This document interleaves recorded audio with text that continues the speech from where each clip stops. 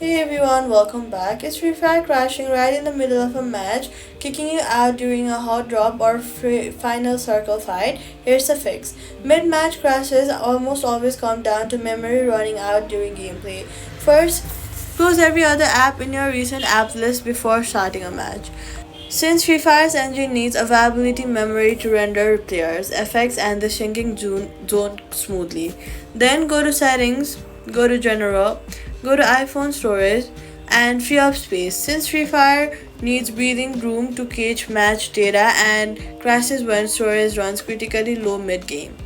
Go to settings again and go to general. Scroll down to background app refresh and turn it off for other apps you do not need running. Freeing more memory for the match if it crashes continue. Lower your in-game graphics quality from the settings menu before your next match. Since high graphics settings use significantly more memory and are leading cause of mid-match crashes on older devices. Finally, restart your phone completely to clear built up memory pressure. So, all you've got to do is close background apps, free up storage, turn off background app refresh, lower graphics, and restart if needed. Matches don't crash mid game, and that's it. Subscribe.